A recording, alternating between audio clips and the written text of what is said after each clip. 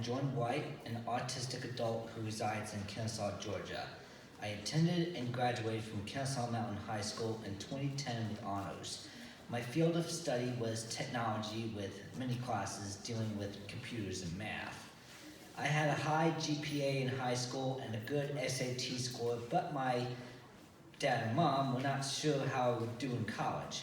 However, during my senior year and during that same summer, I traveled with Dad around the metro Atlanta area visiting possible colleges, including those catering to special needs students. However, the perfect option for me was in our hometown, Kennesaw State University. I applied and I was quickly accepted. Before college, it was Mom who was my primary advocate. When college came, it was Dad's turn. I remember the first day when I did orientation. They spoke to us about the college, showed us where all the buildings were, and that may have been the only day when I went inside the dorm rooms. I never had a real dorm room in college. The setup for me was simple. Mom and Dad's basement served as my dorm room, and there was a short commute from my home to college every day. Since I had an IEP, there were certain reasonable accommodations that were made.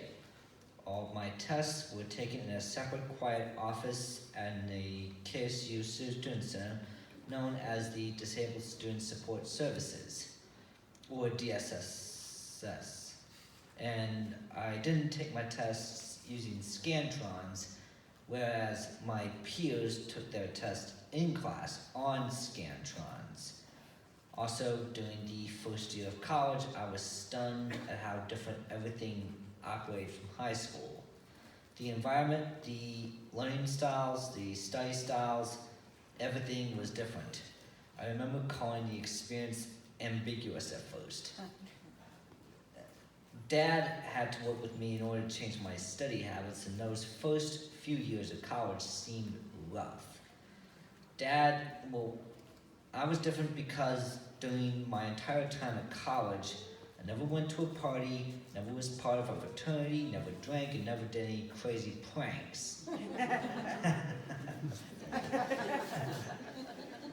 I did study quite a bit. Matter of fact, I was a trailblazer because I was one of the first autistic students to go through the Georgia University system with my peers in regular classes. It took me 5 years to finish my bachelor's in computer science. By the time I graduated from college, there were more autistic people choosing college than the small handful that were enrolled when I first started. In my profession, we really need strong math skills to create the algorithms that power the code I work with.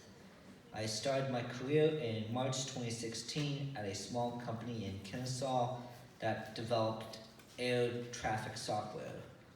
I applied for a few jobs, but that one was the only one I got an interview for. That job didn't work out like I wanted it to. I was unprepared for the unscripted work environment, unprepared for the open communication, and I kept on failing to meet their expectations. So I quit and looked for another job. During that time, not only did I prepare for each interview for every job I applied for like a test, but also kept on praying that I would find the right position. I also did some freelance web development. In November 2016, I received an email from a recruiter who invited me to an interview day at the Home Depot, the world's largest home improvement retailer. I arrived for the interview and did several exercises, including solving a coding problem where you should build a dorm room with these specifications under the "more saving, more doing" slogan. I also answered a question in pseudocode about how to get the color of a dot in the center of a box. I did well, and I felt like I aced the interview, and sure enough, I received a job offer the same day. I was more accustomed to the work environment than I was on my first job. However, earlier this year, I received a wake-up call about a year and 3 months into the job that I wasn't doing as well as they hoped. So me, my supervisor, and my dad came up with the strategy to help change my work habits for the better. I executed those strategies quickly, and sure enough, there was a noticeable improvement in my performance at work, and my peers and supervisors were impressed.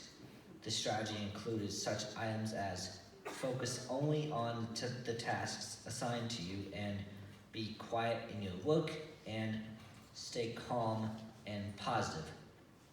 Currently, I am developing cutting edge software for Home Depot, and I can tell you that any one of you in this room can as well. You or your child are capable of amazing tasks when you stick to a routine. The jobs may be different, but when you stick with that routine, you are unstoppable and can be a tremendous force for good as you step out into the world.